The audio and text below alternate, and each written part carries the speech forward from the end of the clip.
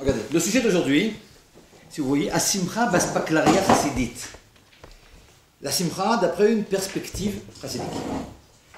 Et en général, c'est des cours de halakha que je vous donne. On peut dire que c'est ça aussi un cours de halakha. Là, c'est vrai qu'on va avoir beaucoup de chassidoutes, mais c'est vraiment ici un sujet de choses qu'on doit appliquer tous les jours, comme le Shulchan Aruch Orach Chaim. Et normalement, après ce cours, ben on est censé comprendre quoi et comment, quelles sont les sources, et pourquoi, et de quelle façon, et comment on peut être Bessimcha, et pourquoi il faut le faire. Et tout ce qu'il y a ici, c'est vraiment des mékorotes comme ça du Rebbe, pris de Marim, de Sichot, de Dvadouyot. Et c'est extrêmement important à mon avis. Mais peut-être, avant de commencer, comme ça, je vais vous poser la question. Est-ce que vous savez d'où on apprend qu'il faut être Bessimcha? Parce qu'on n'arrête pas de le dire. Je veux dire, où c'est écrit, comment c'est écrit. Ouais, vous avez une idée? Pardon? Maman du Rabbi il parle de... Maman du Rabbi mais avant le Rabbi Yarayat aussi, il fallait être Bessimcha. Ouais, je parle du Ham Israël maintenant. Ouais, nous tous. D'où on apprend la Havat Israël de c'est écrit dans la Torah par cette Doshim. Les mitzvot, on les apprend de la Torah. Il y a des choses qui ne sont pas écrites dans la Torah, qui sont dans les Nevim, dans les Ktuvim, il y a des choses qui viennent chez les Chachamim. Où ça commence? L'obligation d'être Bessimcha. C'est dans la Torah, c'est dans le Tanakh, c'est chez les Chachamim, c'est le Baal Shem Tov qui a inventé ça, c'est le Rebbe, c'est nous qui avons inventé. Ouais, vous avez une idée? Dites quelque chose, même si c'est faux, c'est pas grave. Ceux qui disent rien, c'est pire.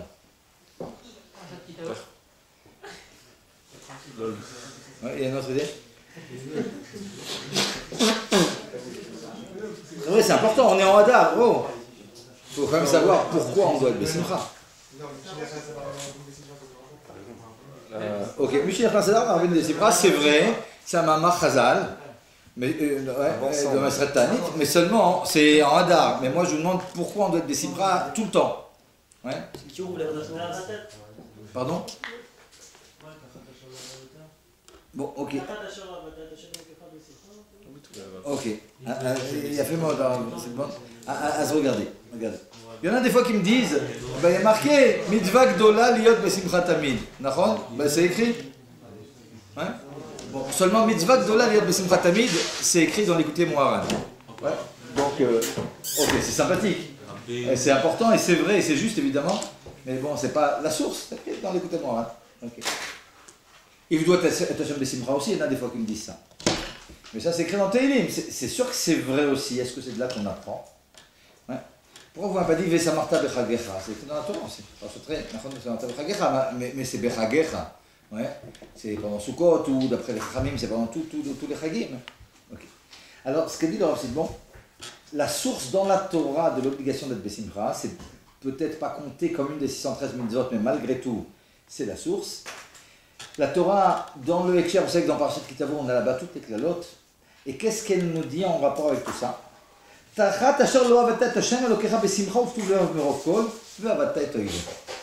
je ne peux même pas traduire ce qui est écrit ici. Parce qu'on va voir plusieurs parshaniot, le Meshech Chochma, le Rashi, le Rambam, le Arizal, jusqu'au Rebbe, chacune qui est un petit peu différente. Et selon la parshanout, si on devait traduire en français, ça serait différent. Mais si on traduit comme ça, et au petit nègre, vu que tu n'as pas servi ton Dieu.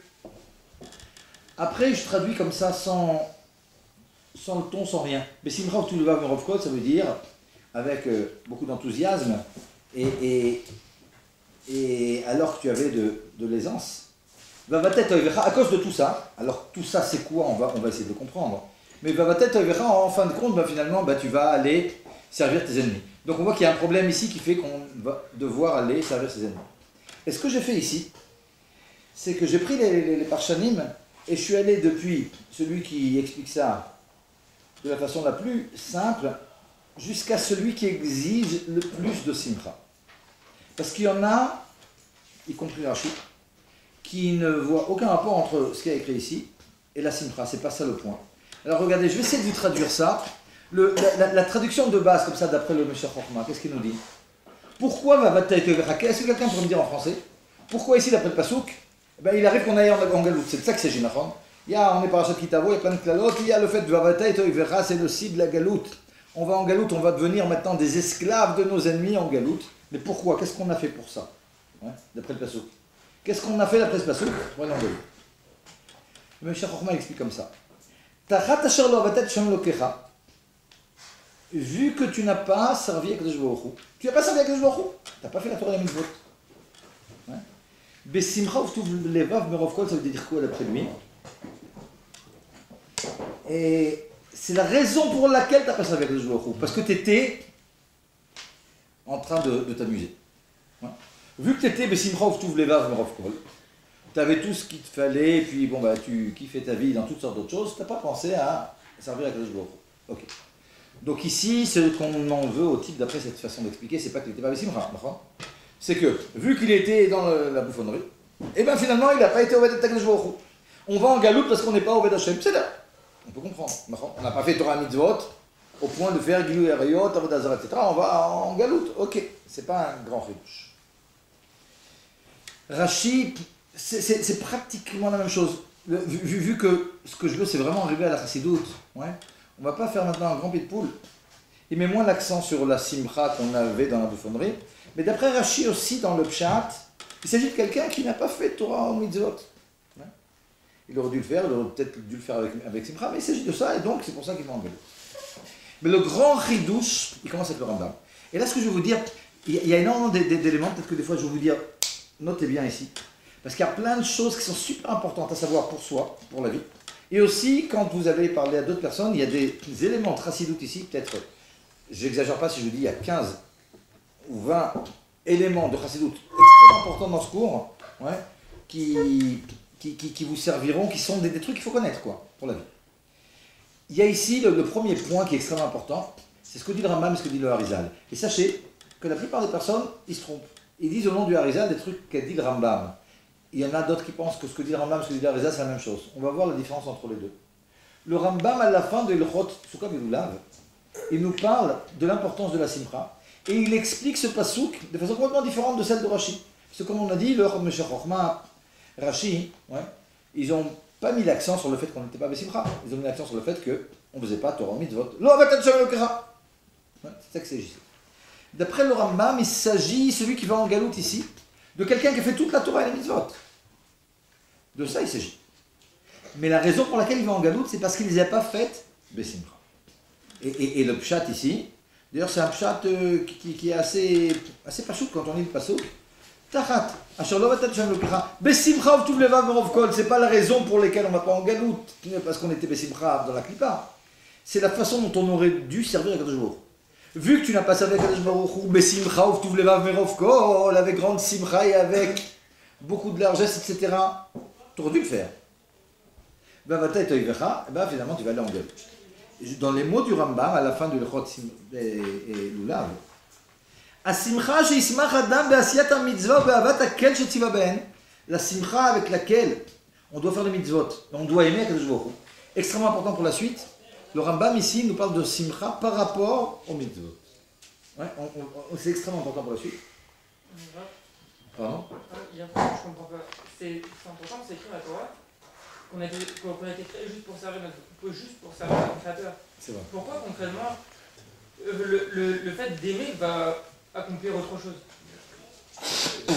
Regarde, dans le Sefer Haredim du Rav Askari, il te dit que, il te parle là-bas des 613 mitzvot, de toutes les façons de les faire, parce qu'il y a des marches comme ça entre le Rishonim.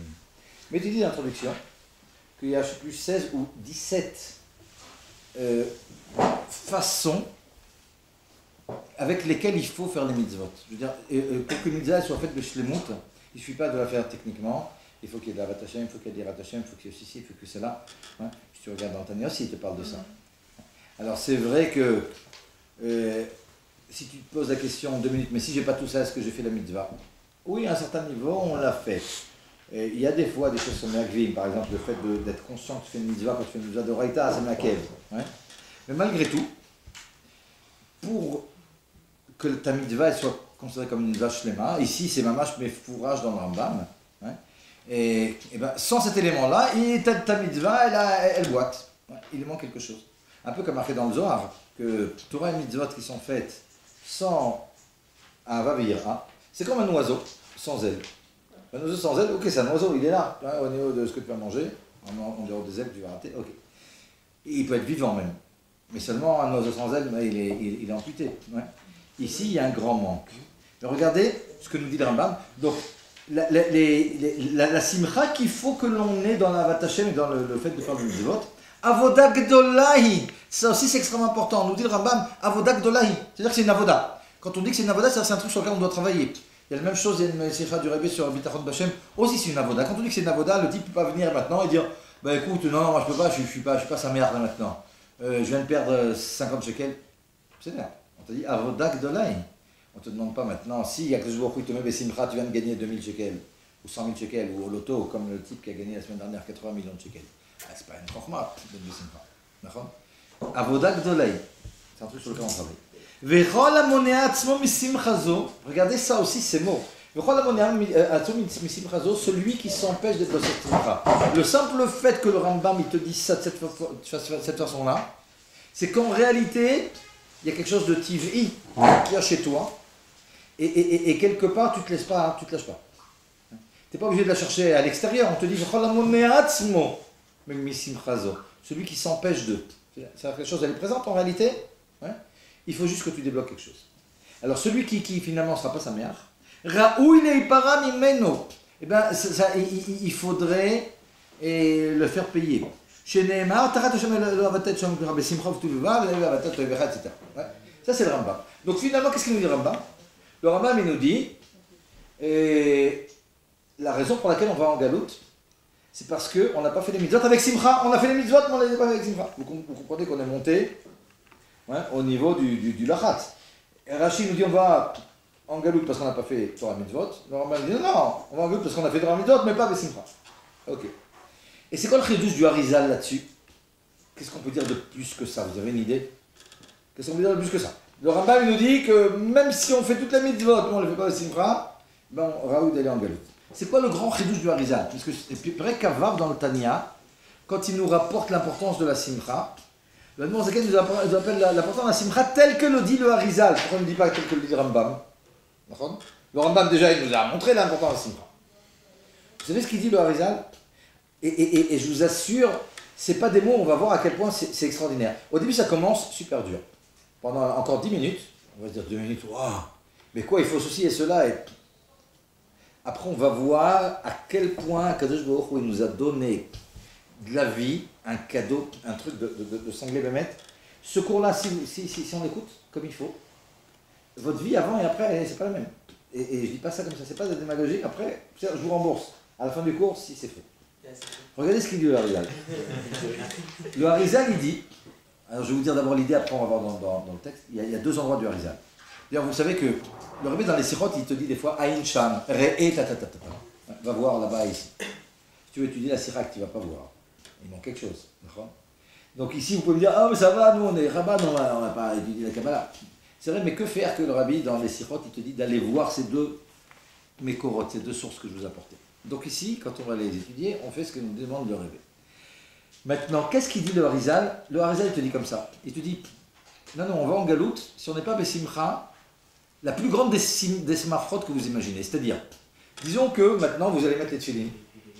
Mais vous n'êtes pas content comme si vous aviez gagné 1 milliard de shekels. Ben, ça vaut le coup d'aller en galoute. C'est-à-dire que ce que nous dit le Harizal, c'est beaucoup plus que le Rambam. Rachid te dit, tu ne fais pas la Torah, tu vas en galoute. Le Rambam te dit, non, pas exagéré. Non, pas encore pire. Tu ne fais pas la Torah, non, même si tu l'as faite, tu vas en galoute. Mais tu n'as pas fait Bessimcha. Le Harizal te dit, non, mais même si tu as fait Bessimcha, tu vas en galoute. Si ta Simcha, elle n'est pas comme si tu avais gagné 1 million de shekels, c'est pas ce qu'on t'a demandé. Si tu es en galoute. Regardez comment il dit ça. Veine nous dit dans Shar Ruach HaKodesh, c'est un des livres importants comme ça, un des Shmona She'arim du Harizal. Ine tzarich adam be'et kiyumu kol mitzvah ou mitzvah. Voilà, lorsqu'on va faire une mitzvah, obéit asko Torah ou qu'on étudie la Torah, c'est aussi une des mitzvot, et puis c'est encore plus. Ou que mitpalel la tefila quand il prie. Donc quand on fait une mitzvah, quand on étudie la Torah ou qu'on prie, tzarich liot besimcha vetuv levav yoter Mika asher marviach omotse elef alafim dinarei zahav. Plus que quand tu as trouvé 1000 milliers, c'est-à-dire 1 million de dinarei zahav. Un dinar d'or, je ne sais pas combien ça coûte. Je ne sais pas, ça va bien coûter 1000 shekels. Voilà. Un dinar d'or. Même 100 shekels, vous savez quoi, disons que 100 shekels. C'est sûr que c'est beaucoup plus. Ouais. 100 fois 1 million, c'est-à-dire 100 millions. 100 millions de shekels. Quand tu vas faire une mitzvah où tu étudies quelque chose, ouais, tu te baisseras plus que si tu avais trouvé 100 millions de shekels. Ça paraît complètement dingue. Je vais vous démontrer dans 10 minutes. Non, démontrer, c'est vraiment des mathématiques. Démontrer à quel point c'est vrai, à quel point le Harizal, il n'a pas dit plus, parce qu'il n'y avait pas les mots pour dire plus, mais le Rabbi il dit beaucoup plus, il le demande. Donc plus que si on avait trouvé 10 millions de shekels. Alors il nous rapporte comme ça de Nara, où Abaye, une fois il était avec Rabba, et puis Abaye il était en train de rire. Rabba lui dit, calme-toi, il est marqué Vegilou bir Ada, il faut de la yira. C'est quoi ce truc-là que tu te mets à rire? Il dit, non mais je viens de mettre les tefilines. Ah d'accord, je viens de mettre les tefilines. Ok, tu peux être vraiment baissé. Ouais. Ça c'est la première source comme ça du Harizal. La deuxième, dans Shor HaMitzvot, aussi, la même idée. Je suis à la deuxième page, je tourne la page. Gamda, qui a aussi mitzvah, ein maspik lo bema sheyaseh otam. Quand on fait une mitzvah, il ne suffit pas de faire un mitzvah. Sherem matzinu b'divrei Razal, she'amru kol ha'oseh mitzvah achat metivino v'archim lo yamav. Je saute un peu. Kol gam mitzvah plonit yesh lo kar vekar, est marqué dans chez les Chachamim. Toutes sortes de choses, si tu fais ceci, tu auras cela. Et tu dis, le Razal, pourquoi il y a plein de trucs qui sont dits dans les Chachamim? Si tu fais telle mitzvah, tu auras ceci et cela, et pourtant on ne voit pas que ça marche, a priori. Il te dit, parce qu'on ne le fait pas comme il faut. Il te dit, il faut le faire avec une simcha qui est plus grande que celle de, encore une fois, un peu la même idée. Zemaché Omer. Maintenant, lorsque le Tania, comme je vous dis, regardez, je vous ai apporté comme ça juste avant la prochaine cotérette, le Tania n'a pas de kavav. Umikra maled v'ra katouf tachat hashar lo avatat Hashem lekra b'simcha vegomer venoda lekol pirush ha'arizal al pasuk ze. Quand il nous rapporte ça, le Admor Zaken dans le Tania, il n'est pas en train de nous rapporter le Rambam. Il n'est pas en train de nous dire ouais, à quel point si on n'est pas b'simcha dans une mitzvah, hein, ouais, on a un problème. Il est en train de nous rapporter le Harizal qui nous dit que si on n'est pas b'simcha plus que dans toute autre chose, alors il y a un problème.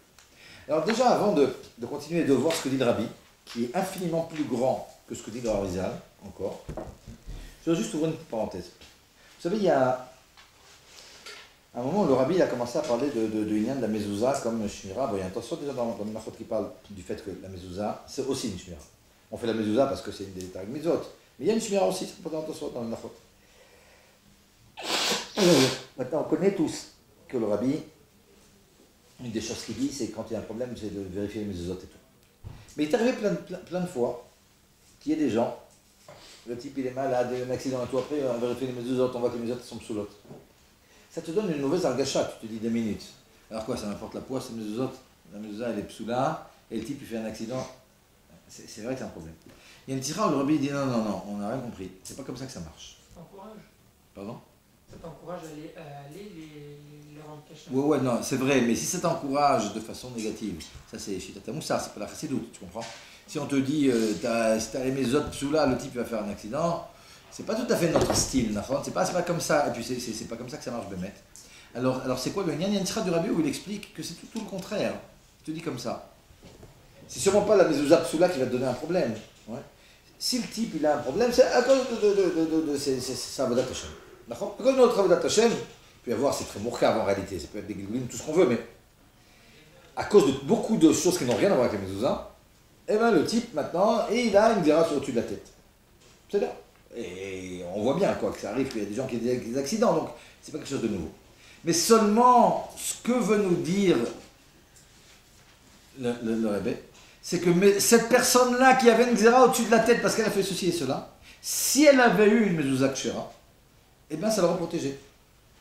Quand il y a quelqu'un qui te tire dessus et que tu as un bouclier, c'est pas le bouclier qui t'a tué, Nachon, bah, tu vas dire, non, au contraire, elle m'a protégé, c'est vrai. Et s'il y a des trous dans le bouclier et qu'il y a une balle qui est passée par le trou, hein, c'est le bouclier qui t'a tué? C'est pas le bouclier qui t'a tué, c'est la balle qui est passée, Nachon. Ou le gilet pare-balles, c'est pas lui qui t'a tué. Mais c'est vrai que s'il n'y avait pas eu un trou dans le gilet pare-balles, à l'endroit où est passée la balle, ben, ça t'aurait sauvé. C'est comme ça que ça fonctionne. La shmira de la mezuzah. Elle n'est pas là pour mettre la poisse à la mezuzah. Il y a toutes sortes de galères, pour toutes sortes de raisons. Et la mezouza, elle te garde malgré ces choses-là. Ça marche? Le Admor Zaken, il te dit dans Parashat Tazria, dans le petit Torah, que c'est comme ça aussi que marche la simcha. Sinon, on ne comprend pas. Je veux dire, alors quoi, on n'est jamais des simcha quand on va mettre des tefilines comme si on avait gagné 1 million de shekels. Alors c'est où? C'est foutu. Non. Ce que te dit le Admor Zaken, puis d'abord, avec le Baruch Hashem, il y a beaucoup de rachmanut. Mais ce que te dit le Admor Zaken, c'est que la simcha, elle a comme particularité de te donner une atzlacha, une shmira, de t'empêcher d'aller en galout, c'est pas parce qu'il te manquait de la simcha que tu es allé en galout. C'est à cause de l'avodah zara, shrudamim, gilou yarayot, et tout ce que vous voulez. Mais malgré toutes ces choses-là, avodah zara, shrudamim, et gilou yarayot, si on avait été besimcha, on ne serait pas allé en galout. Ça marche? Donc c'est pas que le manque de simcha, c'est ça le problème. De façon active. Ouais. Le problème, c'est toutes sortes d'autres choses. Mais la simcha, et c'est vrai à notre niveau personnel, vous pouvez dire avec c'est qui va en galoute maintenant. Ok. Où qu'on soit, de toute façon, en galoute. Mais c'est vrai aussi à titre personnel. Chacun d'entre nous, on a des trucs à se reprocher. Ouais. On sait qu'on doit faire tout ça. Mais si malgré tout, avec tout ce qu'on a, bon, on est besimcha, une vraie simcha. C'est un peu comme le bitachon b'Hashem, il y a aussi quelque chose de semblable. Mais cette simcha-là, elle est protectrice, elle me donne de la bracha, elle me donne de la tzlacha, même s'il y a des choses qu'il faut que je rectifie, c'est extraordinaire. Donc en réalité, c'est presque le contraire de ce qu'on penserait. Ouais. C'est pas que c'est une source de poisse, la simcha qu'on pourrait comprendre en montant ici de pirouche en pirouche. C'est que c'est une source de bracha incroyable qui peut te garder de toutes choses. Maintenant, avant d'avancer sur autre chose, je voudrais vous expliquer ce qu'explique le Rebbe. Et le Rebbe, il va encore plus loin que le Harizal. Vous dites, comment tu peux aller? Rashi te dit, tu ne fais pas la Torah des Mitzvot, tu vas en galoute. Le Rambam te dit, même si tu les fais, tu vas en galoute, tu ne fais pas Besimcha. Le Harizal, il te dit, même si tu fais Besimcha, tu vas en galoute. Si tu ne fais pas Besimcha, il est folie. Qu'est-ce qu'il peut dire de plus encore le Rebbe? Alors regardez, je vais vous dire ce que dit le Rebbe, mais évidemment dans le côté positif de la Simcha. Mais c'est quelque chose de dingue. Quel simcha il faudrait qu'on ait, disons comme ça, c'est pas une question de galoute maintenant. Ouais, on a compris que le Inyan, c'était pas ça. Quel simcha il faudrait qu'on ait, et quel simcha est justifié, et pourquoi c'est comme ça. Et pour ça, comme ça, plutôt que de lire, je vais vous expliquer oralement, parce qu'il y a ici toute une construction. C'est rapporté, ici, je vous apporte un mamar de Rebbe, au début de Derech Mitzvotecha, le Tzemar-Tzedek dit des choses semblables aussi. Regardez, il y a deux choses de base qu'il faut connaître qui reviennent beaucoup de l'Archédoute. Le premier point, il y a un Ramban très connu dans le début du Sefer Eiyov, dans l'Akdama de son pirouche au livre de Eiyov. Et tu dis la chose suivante. Il te dit quelque chose qui est très dur, c'est qu'une heure de Gehinnom, chez l'Oneda, c'est pire que toutes les galères de Eiyov pendant 70 ans. Eiyov, je ne sais pas si vous avez étudié le livre, mais c'est quelqu'un qui a énormément souffert, qui a perdu tout son argent, tous ses avadim, toute sa famille. Il a eu des maladies. Alors qu'il était très riche, il riche même tout ce que vous voulez. Hein? Pardon? Une heure au Gehinnom, c'est pire au niveau des souffrances que 70 ans de galère de Eiyov. C'est ce que dit le Ramban. Le Ramban nous fait confiance. Et en plus, il est rapporté beaucoup de la précédente. Premier élément, c'est-à-dire, vous gardez cet élément de côté. Deuxième élément, il y a une Gemara dans Masechet Regiga, dans le deuxième Pérec. Tout le monde connaît les 4 qui sont rentrés au Pardes. Il y en a 4 qui sont rentrés au Pardes, et puis on sait ce qui est arrivé. Il y a juste Rabbi Akiva, comme ça, un de ceux, hein, vous connaissez, non? Il y a 4 Tanaïm qui sont rentrés au paradis. Comment ils sont rentrés, je ne sais pas, mais en étudiant la Kabbalah sûrement, ils ont réussi à rentrer là-bas. Okay. Alors il y en a un qui en est mort, il y en a un qui est devenu fou, il y en a un qui est bien sorti, il servait à Kiva. Elisha ben Avouya, lui, qu'on appelle Acher, qui était le Rav de Rabbi Meir, il est devenu Kofer. Quand il est revenu, il a tout laissé tomber. Il a mal interprété ce qu'il a vu là-bas, et il a tout laissé tomber. Ok. Quand je dis il a tout laissé tomber, vraiment tout laissé tomber, quoi. Il a laissé tomber le Torah Mitzvot et tout, et la Gemara nous dit que Rabbi Meir continue à apprendre de lui, malgré tout. Donc Rabbi Meir, il peut se permettre, il savait quoi. C'était le Rav de Rabbi Meir, imaginez. Hein, donc c'était pas n'importe quoi. Lorsqu'il est décédé, la Gemara nous dit, Ça, évidemment, les Amorim qui nous rapportent ça, ils ont le roi Kodesh pour nous le dire. Que sa Neshama, elle errait, elle ne pouvait pas rentrer ni au Gehinom, ni au Gan Eden. Ni au Gehinom parce qu'il avait plein de Torah, c'était le Rav de Rabbi Meir, ni au Gan Eden parce que bon, il avait tout laissé tomber. Le Rabbi Meir a dit, moi quand je vais mourir, je ferai rentrer au Gehinom. Maintenant, pour le rendre service. Ouais, Gehinom, ok, c'est pressing, et puis après, tu sors bien, tu peux aller au Gan Eden. Mais tant que tu n'es pas le pressing, tu ne peux pas. Ouais. Donc il dit, moi je ferai rentrer au Gehinom pour l'aider. Et la phrase qu'il utilise, c'est Moutav delidainel ve'atel almadate. Il vaut mieux qu'il soit jugé pour après, finalement, aller au monde futur. Ouais, jusque-là, c'est bon. Ok, c'est le truc. Et lorsque Rabbi Meir est décédé, la Gemara nous dit qu'il y a de la fumée noire qui est sortie de la tombe de Elisha ben Avouya. On a compris qu'il est rentré au Gehinom. Okay. La Gemara nous dit que Rabbi Yochanan, non, Rabbi Yochanan, vous comprenez, Rabbi Yochanan c'est un Mora, c'est bien après Rabbi Meir. Peut-être à peu près 150 ans après que soit décédé Rabbi Meir, il est décédé Rabbi Yochanan. C'est lui qui a écrit le Shas Yerushalmi, Talmud Yerushalmi, il a vécu très longtemps Rabbi Yochanan. Donc à peu près 150 ans après. Bon, Rabbi Yochanan, comme ça, il a dit, évidemment, il n'était pas témoin, mais il connaissait l'histoire. Il dit, bah, c'est une tellement grande chorma ce qu'il a fait Rabbi Meir de faire rentrer son Rav au Gehinom. Moi, lorsque je vais mourir, je ferai rentrer au Gan Eden, Elisha ben Avouya. Et la Gemara nous dit que lorsqu'il est décédé, Rabbi Yochanan, donc à peu près 150 ans après, la fumée, elle a arrêté de sortir de la tombe de Elisha ben Avouya. Donc on a compris qu'il est rentré au Gan Eden. Ouais. Comme avait dit Rabbi Meir, Moutav Zelidane va ça vaut le coup qu'il galère au Gehinom pour aller au Gan Eden. Maintenant, on va essayer de comprendre le kef qui est au Gan Eden. Et ce que je vous dis ici, le Tzemar Tzedek qui est important dans le Verchim, le Rabbi l'apporte ici dans le Mahamar. Quand j'ai dit que mathématiquement, je vais vous démontrer comme ça combien on doit être Bessim, Bémet, hein, et c'est à partir de tout ce que je viens de vous dire. Parce que regardez, en 150 ans, il était longtemps au Gehinom, 150 ans à peu près, normalement on sait que c'est 12 ans maximum. 12 ans maximum, c'est dans les cas classiques. Mais il y a des cas, on voit dans la Gemara d'Anguitine, qu'il y en a qui étaient des générations. Hein. Yeshua, il est encore là-bas, dans la crotte, c'est ce qui a marqué. Chotz mikvotrem. Et toujours est-il, donc Elisha ben Avouya, il était, disons, 150 ans au Gehinom. En 150 ans, vous multipliez par 365 jours, un quart, 24 heures par jour, 70 ans de Gehinom, 70 ans de Eyov. Imaginez combien il a galéré, Nahon. En une heure au Gehinom, c'est 70 ans de galère de Eyov. Là, tu as 24 heures dans la journée, 365 jours par an, 150 ans. Il a galéré pas mal, Nahon, vous êtes d'accord? C'est très sympathique. Hein. Mais tout ça, ça valait le coup pour rentrer au Gan Eden. Il n'est pas rentré au Gan Eden, tapis rouge et tout, à Gan Eden Elion. Il est rentré par la petite porte de Gan Eden, j'imagine. On commence en bas, après on monte petit à petit. Donc pour rentrer au Gan Eden, l'endroit le plus bas du Gan Eden, hein, et ça valait le coup. Donc c'est un truc, c'est un cœur de fou le Gan Eden, vous êtes d'accord ou non? C'est un truc de cinglé, d'accord? Si ça vaut le coup pour rentrer au Gan Eden, toutes ces galères-là, ça doit être vraiment un truc de fou. Le Rabbi nous dit ici dans le Mahamar, mais c'est rien le Gan Eden. Le Gan Eden, qu'est-ce que c'est? C'est Tzadikim Yojim.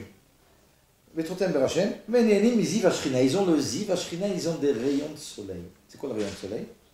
T'as le soleil, t'as un rayon, c'est pas le soleil, Nafon.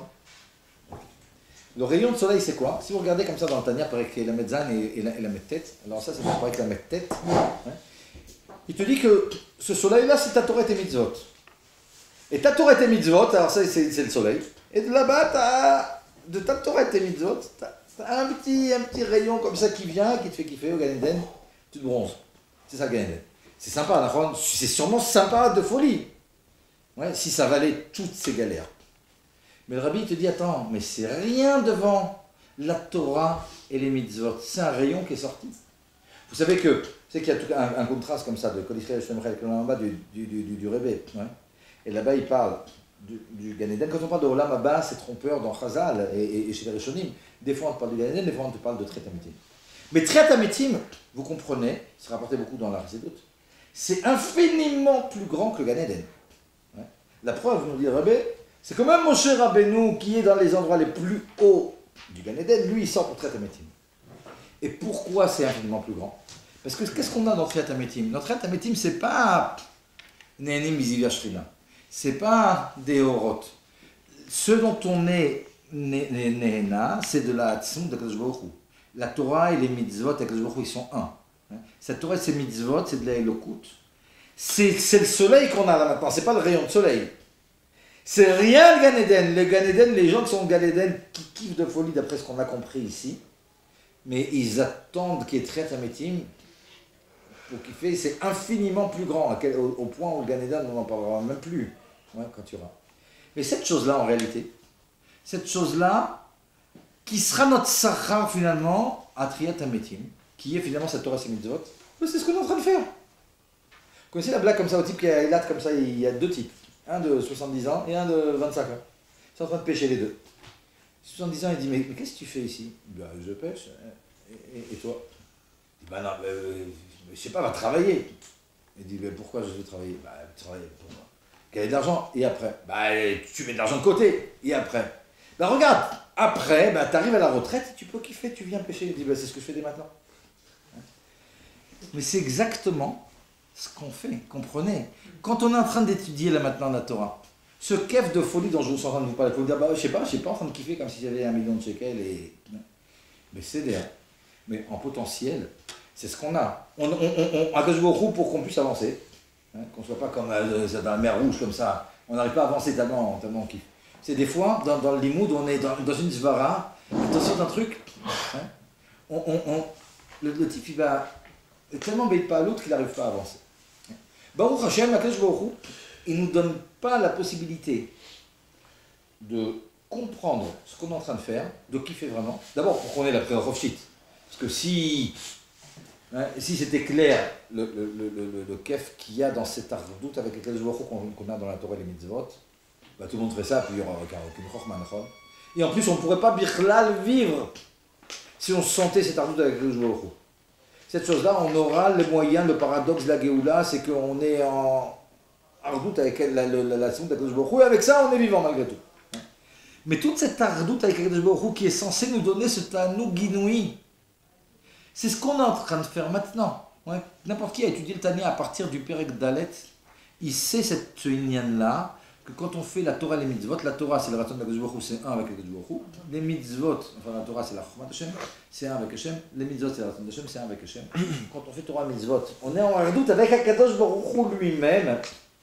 Akadosh Baruch Hu lui-même et pas Ziv Ashrina uniquement. D'ailleurs, vous savez qu'il y a dans Pirkei Avot deux Mishnayot. Les deux c'est des Imrod de Rabbi Akiva, c'est pas deux Mishnayot, c'est dans la même Mishnah. Il est marqué que il vaut mieux 1 heure et de Torah Mitzvot dans la Mazé Mikol Chayo Lamaba. Il vaut mieux 1 heure de Torah Mitzvot ici que tout le Lamaba. Et il y a marqué d'un autre côté qu'il vaut mieux 1 heure de Lamaba Mikol Atanogim de ce monde-là. Alors qu'est-ce qui est mieux? Est-ce que vous comprenez le paradoxe qu'il y a dans Pirkei Avot? D'un côté on te dit il vaut mieux 1 heure de Torah Mitzvot ici que tout le Gan Eden. D'un autre côté on te dit il vaut mieux 1 heure de Gan Eden que tout ce monde-là. Bon, en train de te parler, ça dépend de quoi tu es en train de parler maintenant. Si tu me dis qu'est-ce qui est le plus profitable, 1 heure de Torah Mitzvot ici, c'est beaucoup plus important que tout le Gan Eden. Le Gan Eden c'est Ziv Ashrina. Ici, tu te lis avec le Baruch Hu. Au niveau de l'investissement que tu as ici, t'as un mini, ça vaut le coup. Si on te dit, on t'enlève chaque heure qu'on peut avoir de Torah de Mitzvot ici, c'est un cadeau pour la vie, quoi. C'est un truc de fou, ça vaut toute la Ziv Ashrina qu'il y a dans le monde. Quand on te parle comme ça, il vaut mieux 1 heure au Gan Eden que tous les... On n'est pas en train de parler de 1 heure au Gan Eden par rapport à la Torah et les mitzvot. On te dit tous les plaisirs que tu peux ressentir dans ce monde-là. Tu prends tous les plaisirs. Il y en a qui expliquent même ça, il y en a qui expliquent la Mishnah, qu'il vaut mieux 1 heure de Tanoug au Gan Eden que tous les plaisirs ici. Tu dis que tous les plaisirs de tous les hommes de toutes les générations. Mais on n'est pas en train de parler de Torah et Mitzvot qui sont hors circuit. On est en train de parler de ce qu'on peut avoir comme kef dans ce monde-là. Imaginez tous les kefs, les plans. Ok, alors pour revenir maintenant à ce que dit le Rebbe, est-ce que vous comprenez que le Rabbi il dit beaucoup plus même que le Harizal? Parce que le Harizal il te dit, maintenant on n'est pas en train de parler si on va en galoute ou on va pas en galoute. Quel simcha on doit avoir? Le Mishra Chorma, le Rachid ne sont pas parler de simcha. C'est sûr qu'ils sont d'accord que la simcha, mais ce n'est pas le sujet pour eux. Okay. Le Rambam, il te dit que tu vas faire les mitzvot avec simcha. Ok. Le Harizal, il te dit, la simcha que tu dois avoir dans une mitzvah, elle est plus grande que si tu avais trouvé 1 million de pièces d'or. Ok, c'est super. Mais vous comprenez que le rabbi va beaucoup plus loin. Il ne te parle pas d'1 million de pièces d'or maintenant. Il te dit le potentiel de simra, enfin la simra que tu dois avoir. On va voir maintenant juste après, de l'autre côté de la feuille, le rabbi te dit comment tu fais pour avoir cette simra. Il te dit d'être conscient de ce que tu fais quand tu fais Torah Mitzvot. Mais on comprend qu'en réalité, ce qu'on fait quand on fait Torah Mitzvot, la Torah et les Mitzvot, ça doit nous donner une simra incroyable. Si on comprend quand on fait Torah Mitzvot, on a quelque chose qui est beaucoup plus que tout le Gan Eden. Et le Gan Eden, on a compris, on ne va pas revenir, à quel point c'est quelque chose qui vaut le coup. Donc c'est un truc de fou, quoi. Perdre 1 heure. Hein. Et je vous conseille de lire comme ça dans le Pirouche HaMishnayot du Rambam sur Perek Relek, comme ça ce qu'il dit sur le potentiel qu'il y a dans 1 heure dans ce monde-là de Torah de Mitzvot. Pourtant c'est pas de la Chassidut, mais c'est pas chute de la bombe atomique. Ok, jusque-là je crois qu'on a compris à quel point on donne des simras. Dans le petit 2, ce que je vous ai marqué, bon c'est les différents Mekorot, ok, ça on a vu, d'autres des simras, ok. On peut tourner. Et en bas de la page 3, je vous ai apporté comme ça. Je voudrais vous parler d'autant que ce soir, il y a un jour qui est extraordinaire. Il y a une sikha du Rebbe dans l'écouté Sifrot Chelek Kavav qui nous parle de Purim Katan. Vous allez voir que Purim Katan, alors c'est vrai que le Rebbe il a le chic de nous expliquer comment chaque jour c'est le meilleur des jours. D'accord ? Alors, il est extraordinaire, le Rebbe. Et c'est vrai. Vous savez qu'on a demandé une fois à la Rebbe Tranouchka, c'était quoi le meilleur moment de votre vie? Il dit, ben maintenant. Okay. Alors, c'est vrai que c'est censé être comme ça. Maintenant, je voudrais qu'on voit, de mettre à quel point, pour une katane, c'est un jour qui est extraordinaire. Mais le sujet, c'est même pas ça. Stam, je vais vous poser la question. Si on dit, c'est quoi le jour de la simcha dans la Torah? Stam, c'est vraiment une question. Dans la Torah, la simcha, c'est Sukkot, Nachon, mais c'est Marta Bechagecha. Pourtant, on sait que quand on parle de simcha, on pense plus au mois de Hadar et on pense plus à Purim.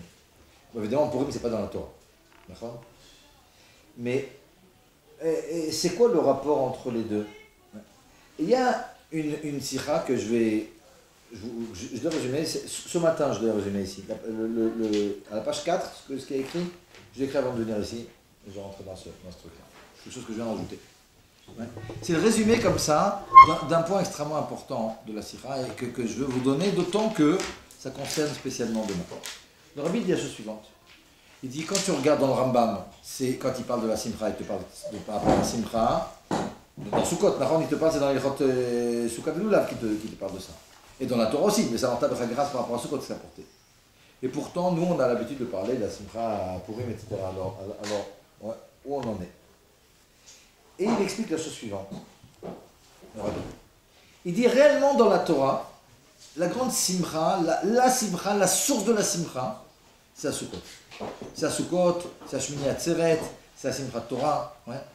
La simcha de Sukkot, de Shmini Atzeret et de Simchat Torah, c'est un rapport avec le Beth HaMikdash. Tu viens au Beth HaMikdash, tu vois là-bas la Kedusha, ça marta bechagecha, ta shoevet hamaim, il y a toutes sortes de choses qu'il y avait. Okay. Et ça, c'est le potentiel de simcha qui va nous servir pour toute l'année. Seulement aujourd'hui, on est en galoute, on ne va pas au Beth HaMikdash. On ne va pas au Beth HaMikdash, et alors on peut comprendre que quand on va au Beth HaMikdash, on est avec les korbanot, on fait des choses extraordinaires au niveau de la Avodat Hashem, on peut comprendre qu'il y a de la simcha.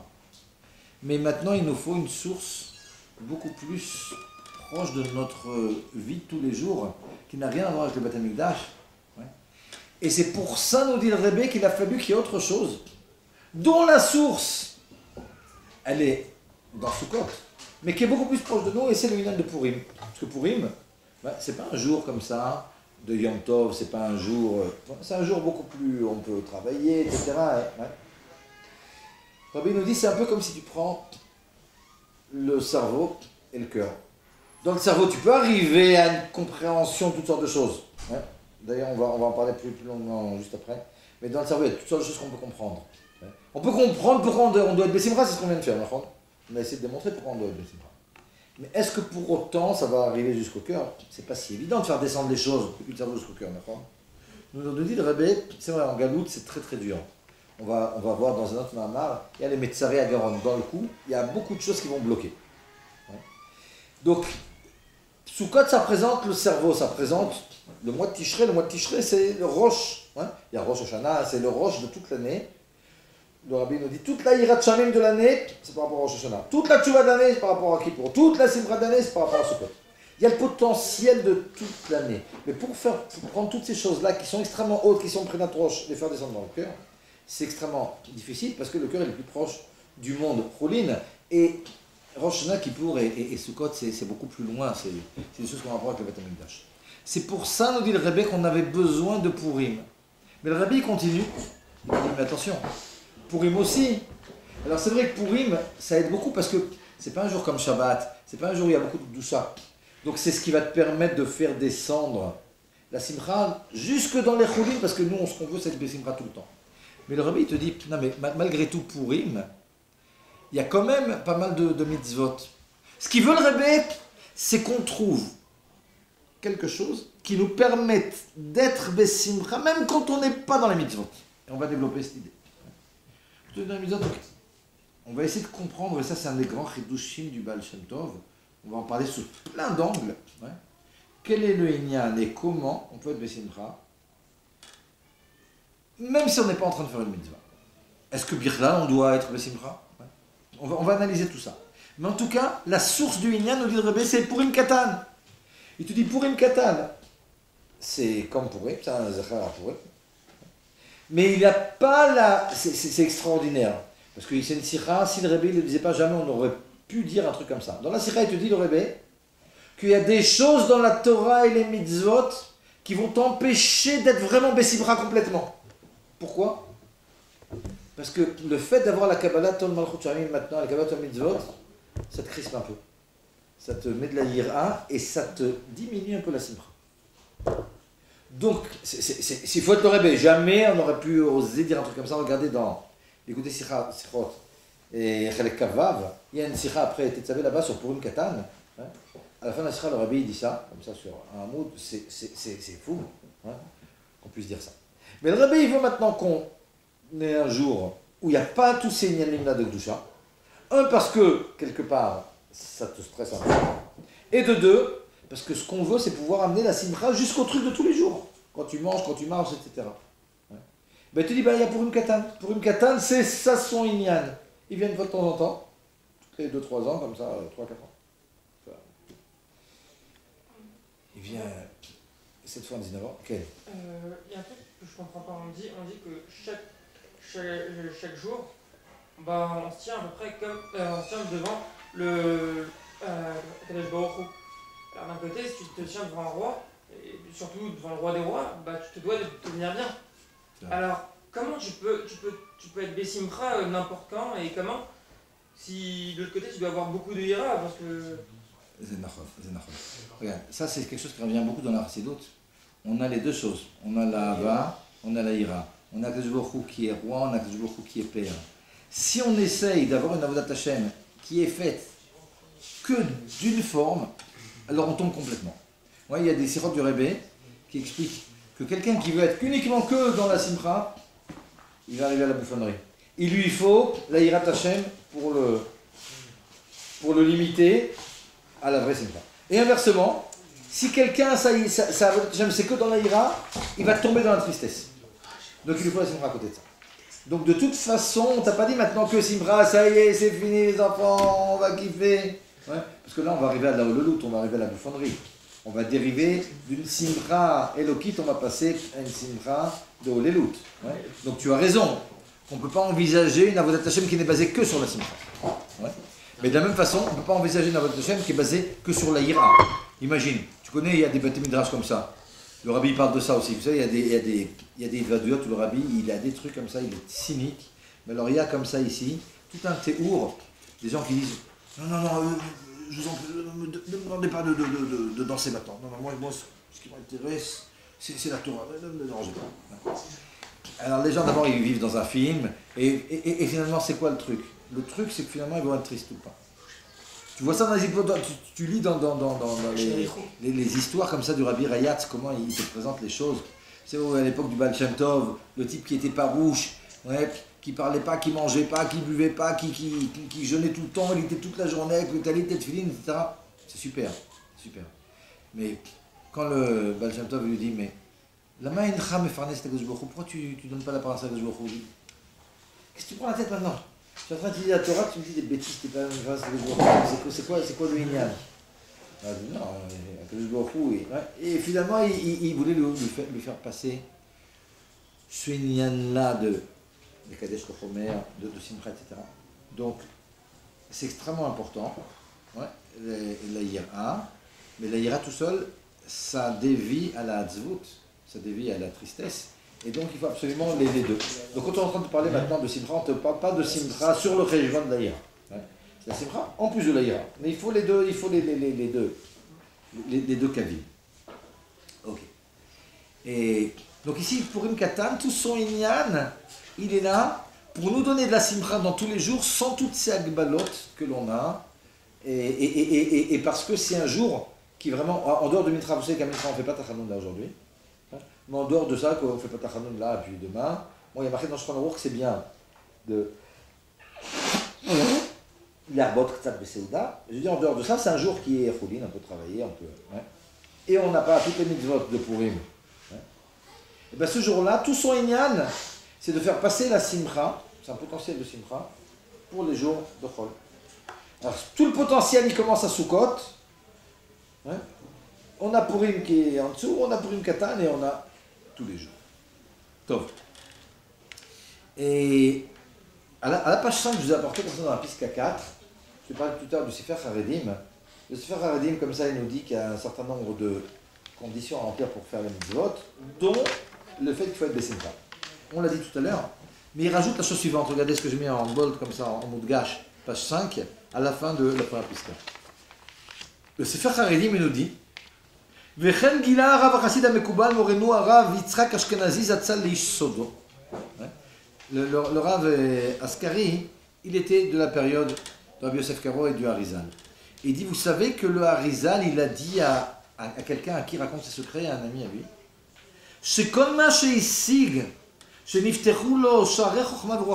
tout ce qui, les choses auxquelles il est arrivé, au niveau de la Chokhma et du Ruach HaKodesh qu'il avait, comme tout le monde le sait,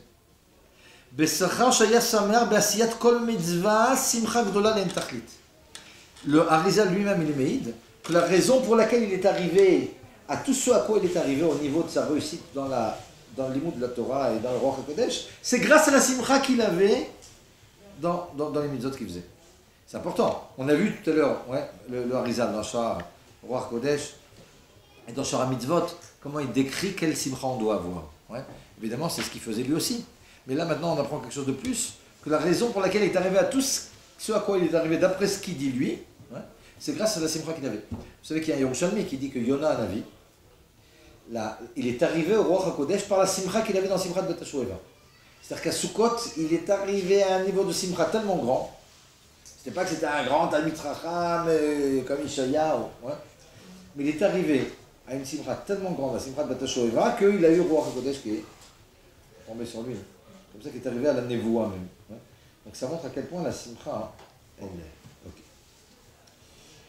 Dans la Pisca 5, je vais apporter plusieurs passages comme ça de Sirot et de Mamarim, où le Rabbi nous explique comment arriver à la simcha. D'abord, il faut se réveiller, c'est le premier point.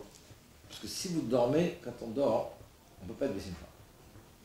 Tu veux réveiller, regardez, si chacun peut réveiller son voisin, sauf si lui-même dort.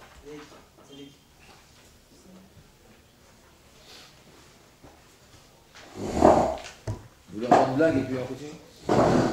Non, c'était une blague. Regarde.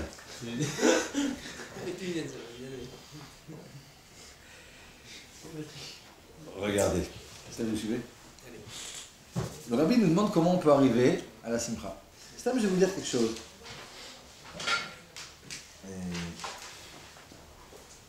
Le premier point, le Rabbi dit, par la idbonenut de ce que c'est que Srar Mitzvah Mitzvah. Et là, je vais vous poser une question. En réfléchissant à ce que c'est que Sra Mitzvah. En gros, c'est en réfléchissant à tous ceux que je vous expliquais tout à l'heure. Vous savez, quand je vous expliquais comme ça de l'histoire de Eyob et machin et tout, ouais. Et finalement, on arrive à comprendre ce que c'est que la valeur d'une mitzvah. Ouais. Le Rebbe dit, si on veut arriver à la simcha, on doit avoir une bonne doute dans ce inyan-là. Mais avant ça, comme ça, j'aimerais quand même vous montrer le ridouche de la chassidut dans ce que c'est que Sra Mitzvah et Sra Avera. Regardez. Je vous ai apporté comme ça, page 5, une Mishnah dans Pirkei Avot qui me dit comme ça. Ben Azai, il dit, Ben Azai aussi, c'est un des 4 qui est arrivé et qui rentre au Gan Eden. Mais qui est même sorti. Everas le mitzvah kala ou brach mina avera. Chez mitzvah goret mitzvah ve'avera goret avera. Chez Sra Mitzvah mitzvah ve'Sra Avera avera. Regardez, Stam, j'aimerais que vous me disiez, il y a ici une redondance, il y a deux choses comme ça, les mêmes. Comment vous expliquez que mitzvah goret mitzvah ve'avera goret avera, Sra Mitzvah mitzvah ve'Sra Avera avera. Vous savez la différence qu'il y a entre ces deux expressions? On a mitzvah goret mitzvah, si je traduis en hybride. Mitzvah goret mitzvah ve'avera goret avera. Une mitzvah s'entraîne d'une mitzvah. Une avera s'entraîne d'une avera. Et on a Sra Mitzvah mitzvah, la récompense d'une mitzvah c'est une mitzvah, la récompense d'une avera c'est une avera. Dans le pshat maintenant, avant qu'on voit la chassidut. Vous savez la différence entre les deux? Ça, je veux dire dans le pshat, ouais, ce que disent les Mefarshim, c'est important avant même la chassidut. Parce que dans la chassidut, on va voir, Sra Mitzvah mitzvah, c'est quelque chose d'autre complètement. Vous êtes dans votre voiture, et puis, peut-être avant la voiture déjà, et vous avez rajouté une mitzvah, un truc que vous n'avez pas l'habitude de faire. Ça nous arrive tout ça. On va tellement aimer que ça va nous ouvrir le cœur et ça va nous entraîner à faire encore autre chose. Quand on prend sur soi, le type va mettre de la tzaka, puis de là, il va étudier un peu plus. Ça marche comme ça. Quand on fait une mitzvah, on a un rapport avec le Baruch, ça nous ouvre le cœur, ça nous donne envie.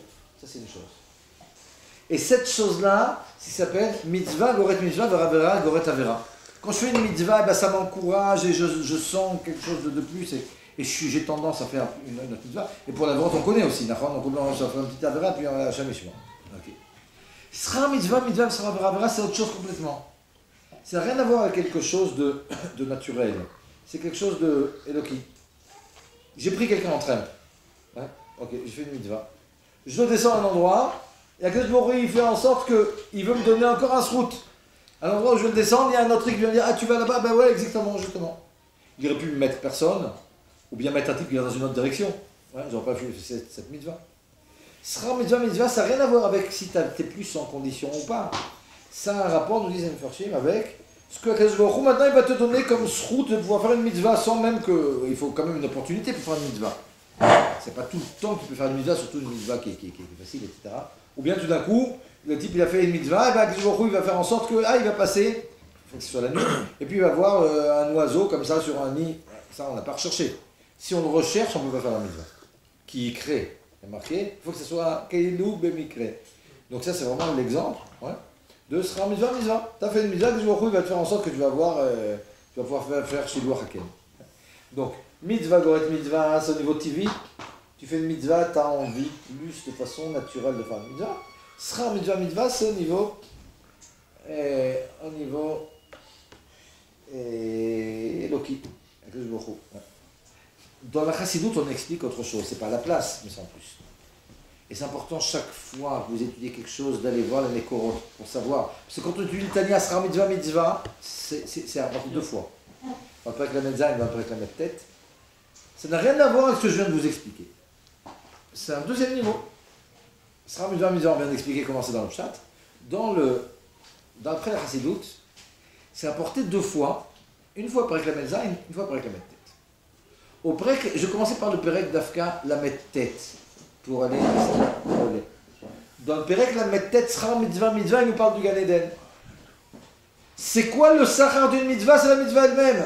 On avait dit tout à l'heure que le Gan Eden, c'est quoi? Tzadikim yoshvim, veitrotem be'Hashem, venelim izeh v'shrina, nachon. Ce ziv v'shrina, d'où il vient? Tu dis tes mitzvot. C'est quoi le soleil là-bas? C'est quoi? Waouh! Il y a des trucs de folie. Ben voilà, ça c'est le tram que tu as fait. Ça c'est Mishpach Manot. Ça c'est le truc. C'est de là-bas. Ce sera mitzvah. C'est de tes mitzvot que tu as ton sachar. toutes ces choses-là. Vous revenez quand les enfants? Je peux sortir moi aussi si vous voulez. Vous voulez qu'on fasse le cours dehors?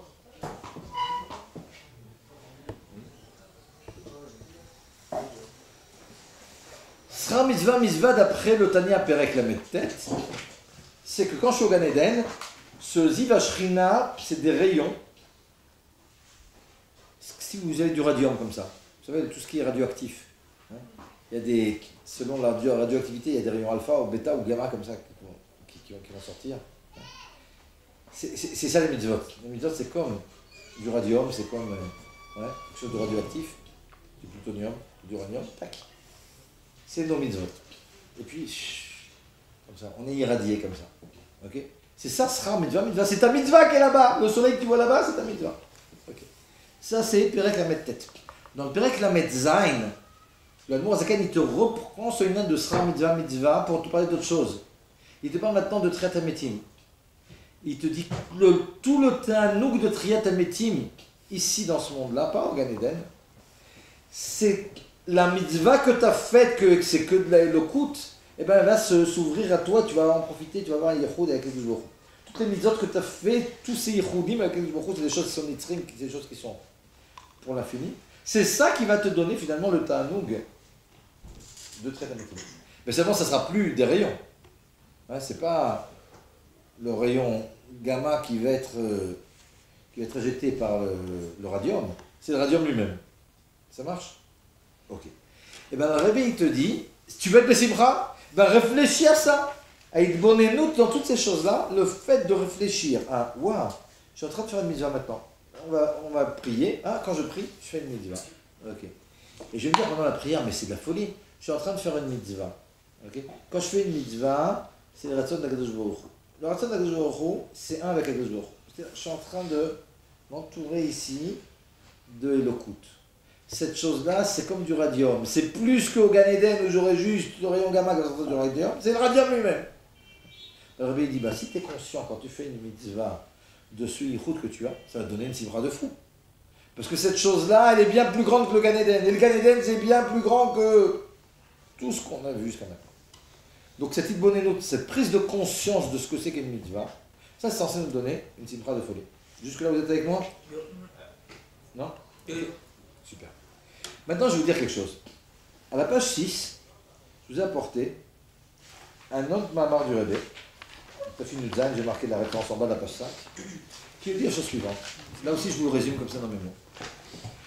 Le Rebbe, il te dit la chose suivante. Il te dit, ouais, non, mais tout ça, c'est bien beau. Mais des fois, on a une idbonenout, et pourtant, cette idbonenout, j'arrive pas jusqu'au cœur à voir vraiment la simcha. Maintenant, on est en train de parler, d'accord? Ouais, vous avez suivi, vous êtes intelligent, donc vous avez compris. Et donc, et moi je suis comme vous là-dessus, ok, on a compris le truc. Ouais, c'est super. Mais est-ce que vraiment maintenant, on a une super simcha? Ouais. Est-ce qu'on pourrait dormir là maintenant, si on était vraiment Bessimcha? Ouais. Moi aussi je me serais endormi à votre place. La seule raison pour laquelle je ne m'endors pas, c'est parce que je suis en train de parler. Sinon moi aussi je me serais endormi. Et pourquoi? Pourquoi me mettre? Si on a un truc comme ça, je sais pas, ils ont raconté comme ça au Khadashot, la semaine dernière, un type il a gagné 80 millions de shekels, c'est la plus grande somme qu'il y a jamais eu au loto depuis la Kamat Medina. Le type il raconte, je sais pas, ils n'ont pas dit que c'était, si j'avais son adresse, je serais bien allé lui parler, mais ils n'ont pas donné. Maintenant ils ont raconté que le type, c'était au milieu de la nuit, tout d'un coup il se réveille, d'ailleurs comment il a fait le truc, c'est pas qu'il avait des numéros, il sait même pas que c'était la première fois qu'il joue au loto, il dit. Il a donné le ticket, il ne savait même pas qu'il fallait... le type, il a dit, ouais, fais-le toi. Bon, il y a la machine, il y a la possibilité, si, quand vous jouez au loto, que la machine, elle sorte les numéros tout seul. Il a dit, bon, les trucs, et c'est comme ça qu'il a eu le numéro. Bon, à 1h du matin, le type, il se dit, ah tiens, je vais regarder les numéros. Il voit les numéros, il se dit, mais je connais ces numéros. Il a regardé, il a vu qu'il avait les 6 numéros. Il se rend compte qu'il a réveillé sa femme. Il lui dit, ah, on a gagné le premier prix et tout. Il raconte le truc, pourquoi je vous raconte ça? Bon, d'abord, il dit c'est uniquement le lendemain qu'il savait qu'il a appris qu'il était le seul qui avait trouvé ces numéros. Ça aussi, c'est important. Parce que 80 millions, si tu divises en 10, c'est que 8 millions. C'est pas mal quand même. C'est pas mal aussi. C'est pas mal aussi, 8 millions. Mais lui, il était le seul en plus. Ça, il l'a su le matin. Mais alors, il raconte qu'il a réveillé sa femme. Mais il raconte qu'il était quoi, 1h30 du matin. jusqu'à 6h du matin. Ils étaient au salon. Il raconte, le type, j'ai lu un petit article comme ça, il avait une adrénaline, il dit on ne pouvait plus s'endormir. Imaginez 80 millions de shekels, tu ne peux pas dormir. Ils étaient comme ça, les deux au salon, jusqu'au matin, 6h du matin, à parler de ce qu'ils vont faire de cet argent. C'est ce qu'il y a 580 millions. Il y a 80 millions, c'est un truc de fou quand même. Maintenant regardez.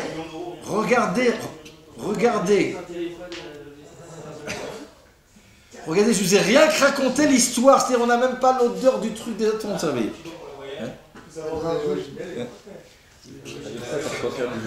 Là, l'histoire. Déjà on s'éveille.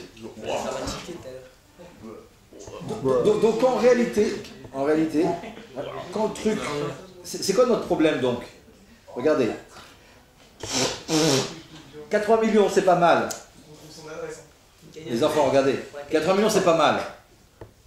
Vous êtes d'accord que devant mettre les tefilines, c'est rien. 80 millions, c'est pas mal, d'accord. Mais devant ce qu'on a quand on met des tefilines, c'est rien 80 millions. Je mets 6 fois les tefilines, s'il faut. Maintenant, dans le Tania, il y a marqué que ce qu'on fait dans les mitzvot, c'est beaucoup moins que la Torah. On sait, parce que dans le Torah, on est en sandwich, on parle de Torah, on s'englobe, en plus on fait rentrer la Torah dans nous. C'est ce qu'on est en train de faire là, il n'y a rien dans tous les mondes, dans toute l'histoire, qui peut être comme ce qu'on est en train de faire maintenant. Les 80 millions, c'est rien. C'est rien de rien. Pourquoi on arrive à dormir? Alors le rabbi il explique ici dans le Mahamar. Il dit il y a ce qui s'appelle les Metzareh à Garonne. Alors je veux dire comment ça marche. On a la tête, ok, on a compris. Tout le monde a compris qu'en réalité, ce qu'on fait dans Torah Mitzvot, c'est un truc de fou qui nous donne un ta'anoug inouï normalement. Et pourtant, alors qu'est-ce qui se passe? Ce qu'on a compris, c'est dans la tête. Le rabbi il explique dans le Mahamar que le truc qui bloque, c'est dans le cou. Alors ici on a la tête, ici on a le cœur. Entre la tête et le cœur, on a le cou. Qu'est-ce qu'on a dans le cou? Dans le cou, on a 3 trucs. C'est pas les 3 paroles ou un truc du genre? Oh, absolument. Bédiouk. Ouais. C'est 3 sarim. Ouais, Sarah Mashkim, Sarah Rofim, Sarah Tabachim. C'est quoi? Alors, il y en a un, qui s'appelle le Véchet, un c'est le canet, et l'autre c'est les vridim. C'est pas le Véchet, ça s'appelle l'œsophage en français. Le canet, c'est le trachet artère. Les vridim, c'est les veines. Dans notre cou, on a 3 genres de conduits. On a des conduits pour l'air, pour respirer. On a des conduits pour la nourriture. Et on a des conduits de sang. Le rabbi il dit ces choses-là, c'est ce qui va faire que tout ce qu'on a compris dans la tête, ça se bloque et ça n'arrive pas au cœur. Parce que si on vivait ce qu'on vient de dire maintenant, regardez, on a parlé de 80 millions de shekels, ouais, on est tous en high, et pourtant on a aussi compris que tout ce qu'on fait en étudiant, c'est ce qu'on est en train de faire. Je ne vous parle pas de ce qu'on va faire après ou les films qu'on a vu tout à l'heure. Ce qu'on est en train de faire maintenant, il n'y a rien de pire au niveau du Talmud. Ouais. Alors qu'est-ce qui se passe? Ce qui se passe, c'est que ça s'est bloqué dans le cou. Qu'est-ce qui se passe dans le cou? Alors Rabbi il explique comme ça. Il dit, tout ce qui a rapport avec ce qu'on appelle vachette, c'est-à-dire l'œsophage, c'est tous les plaisirs qu'on a dans la nourriture. Tout ce qui a rapport avec le canet, c'est où passe le roi, c'est tous les plaisirs qu'on a dans la parole. La parole, les trucs, les machins, les nénis. Tout ce qui est dans les vridim, c'est tout le sang et l'enthousiasme qu'on met dans le truc de ce monde. Et le Rebbe il dit, dans la mesure où on investit beaucoup de ta'anoug dans ces 3 inyanim, c'est-à-dire dans les plaisirs de ce monde, ça c'est les vridim, dans les paroles et les shtuyot, ça c'est le canet, et dans la achila, on peut dire c'est 3 grands yetzarim, mais il te dit c'est ce qui va empêcher toutes les choses qu'on a comprises de pouvoir arriver au cœur et de pouvoir faire qu'on vit vraiment le truc. Donc ça aussi, ça fait partie, on est en train de se demander comment on arrive à la simcha, d'accord? Alors le Rebbe nous a expliqué d'abord, on arrive à la simcha par la idbonenut dans la mashmaout de ce que c'est que sera mitzvah, d'accord? Ok, ça c'est le premier point. Mais la idbonenut, ça ne suffit pas puisqu'il faut que ça descende jusqu'au cœur. Comment ça doit descendre jusqu'au cœur? Ben, il faut qu'on se calme un petit peu sur la nourriture, enfin le guishmak qu'on a là-bas. On n'est pas en train de te dire de ne pas manger, au contraire, le Baal Shem Tov, il te dit il faut manger pour être en bonne santé, etc. On ne va pas commencer maintenant, à être ascète, etc. Ouais. Mais bon, on n'est pas obligé de mettre de la mayonnaise sur la rissa. Je parle pour moi, les enfants. Hein. Regardez, je ne peux pas me la jouer parce qu'il y a mon gendre et il me connaît. Donc, de toute façon, mais, donc je parle à nous tous.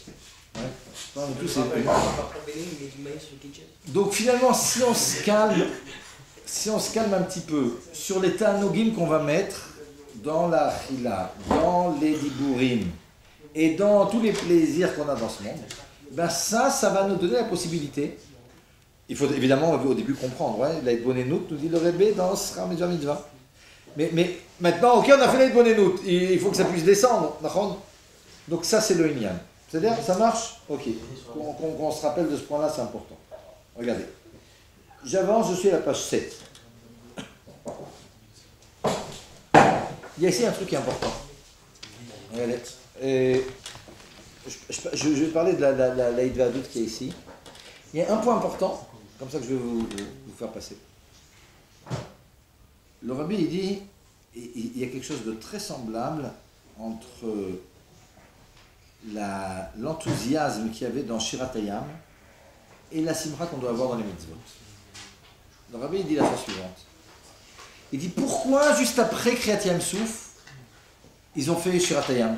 Il y a eu Kriyat Yam Souf et puis tout d'un coup, ils sont tous venus, comme il y a marqué dans le Marat Sota, d'Avnamed, et tous ensemble, les rois HaKodesh, ils ont dit la Shira.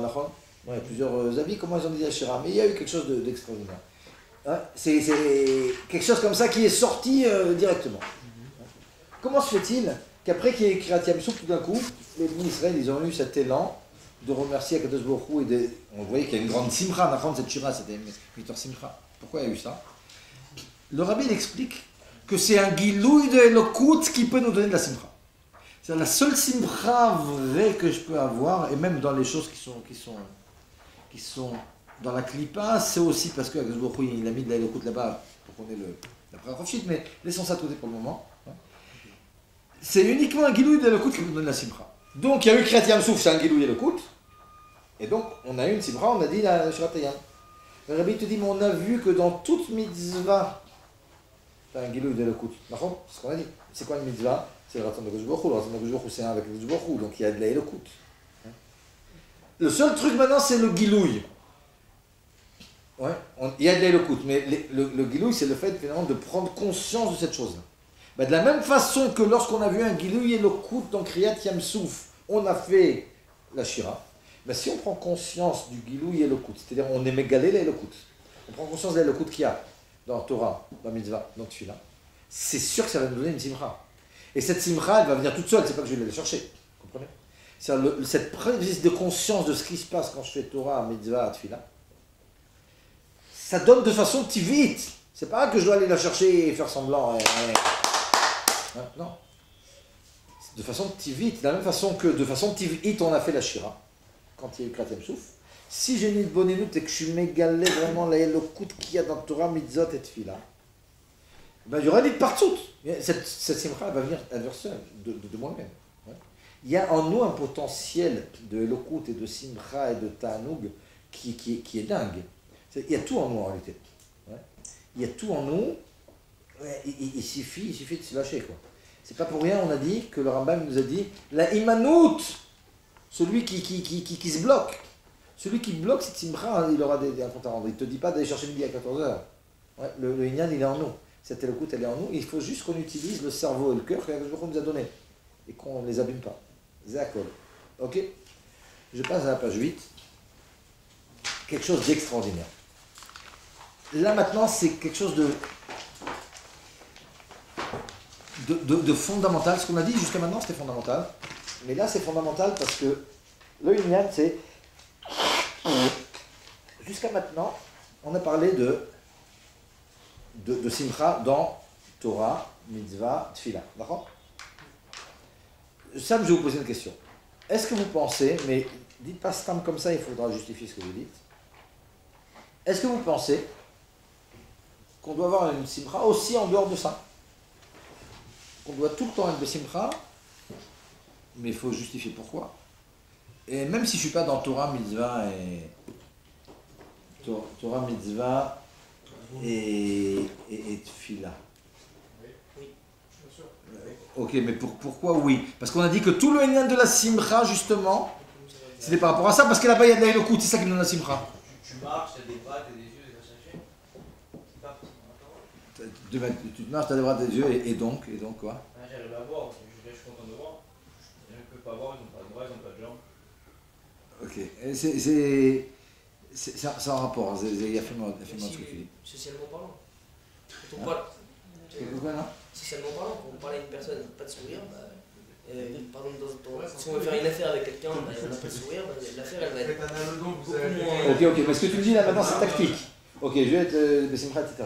Mais est-ce qu'il y a une vraie raison? Bien sûr. De quoi t'es sa mère? Ta journée n'est pas la même. Tu sais, il y a une expression en français, l'imbécile heureux. Le dit, il est tout content. Ok, mais de quoi on est content? Puisqu'il y a maintenant, je suis pas content de faire une mitzvah. De quoi je suis content? Bêtement aussi. Non, je parle pas de toi. Parce que en plus, tu as raison dans ce que tu dis. Mais c'est comme ça que les garottes. Est-ce qu'on doit être imbécile heureux comme ça? C'est une question très française et très goy en réalité. Le rabbi il nous donne une clé qui est extraordinaire. Il nous dit comme ça. Il nous dit que si on. Vraiment, il y a un chidouche qui est le chidouche du Baal Shem Tov, qui est qu'il faut tout le temps être Bessimcha. Et le rabbi dit ça, c'est le chidouche du Baal Shem Tov dans la Simcha. Mais d'un autre côté, il faut quand même justifier. Comment on peut être Bessimcha, Stam? De quoi? On doit être Bessimcha de Elokut. Elokut, c'est pas. C'est dans la Torah Mitzvot qu'on la rencontre. De sa version créateur. Ok. Ce que tu dis, mais je vais le dire comme ça en d'autres mots. C'est facile à dire ça. C'est une mission créateur. Attends, 2 minutes. Si je te convainc pas. Ce que je veux dire, parce que. Non, attends. Si je la journée, je peux. Merci. Ok. Écoute, on va voir, regarde comment il explique le Rebbe. Le Rebbe, il te dit, tu prends 2 halachot dans le Rambam, les 2 en même temps, ça te montre que tu dois toujours être Bessimcha. Pourquoi?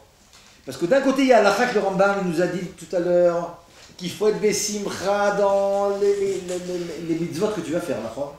Il nous parle de mitzvot, le Rambam. Mais il y a un autre Rambam dans l'Ilchot Deot, regardez, je suis page 8, à un tiers à peu près. Vous voyez qu'il y a une phrase qui commence par Ubelchot Deot. Après que le Rebbe rapporte dans l'Ilchot Lulav, le Rambam qu'on a déjà vu qui nous dit qu'il faut être Bessimcha Basiat à mitzvah, il nous rapporte de l'Ilchot Deot. Tzarich Adam shechaven libo vechol ma'asav kulam shifto vekomo veliboro achila veshtia vechole leilat Hashem bilvad. Il nous dit comme ça le Rambam. Il faut que chacun il soit dans toute action qu'il va faire. Quand il va être assis, quand il va se lever, quand il parle, quand il mange, quand il boit, il n'est pas en train de faire des mitzvot.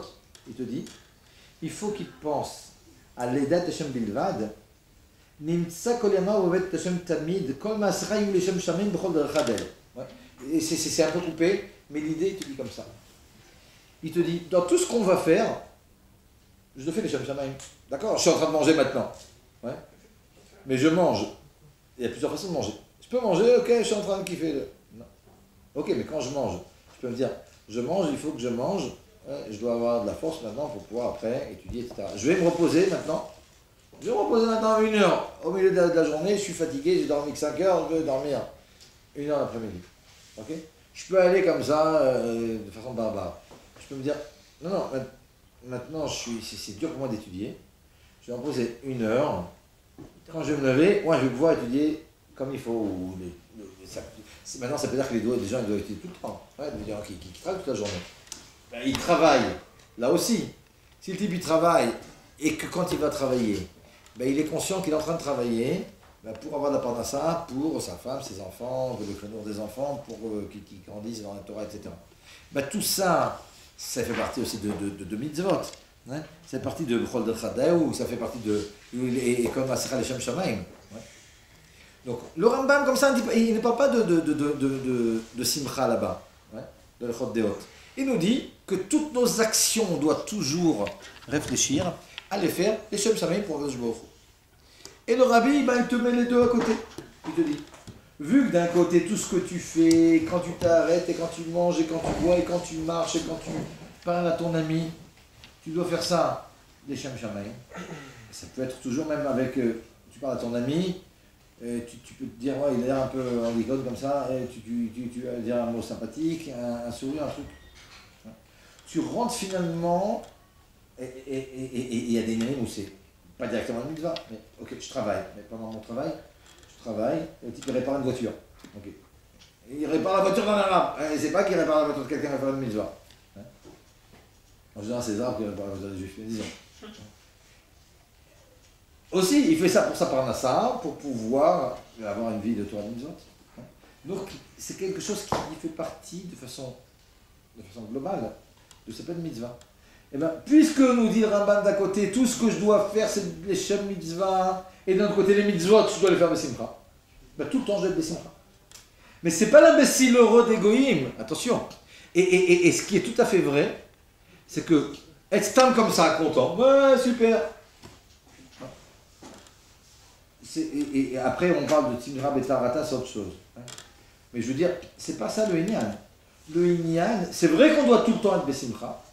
On doit tout le temps besimcha parce qu'on doit tout le temps être bemitzvah. Et les mitzvot, c'est de la elokut. Et c'est censé nous donner de la simcha. C'est de faire besimcha et c'est censé aussi être un potentiel de simcha. Donc en réalité, le grand Chidush Baal Shem Tov, nous dit le Rebbe, il est déjà écrit chez le Rambam. Quand le Rambam il te dit que tout ce que tu dois faire, ça doit être mitzvah, finalement. Les Shem Shamayim. Et d'un autre côté, que toutes les mitzvot que tu fais, tu dois les faire avec simcha. Ben, si tu colles les deux en même temps, ben, tu dois toujours être simcha.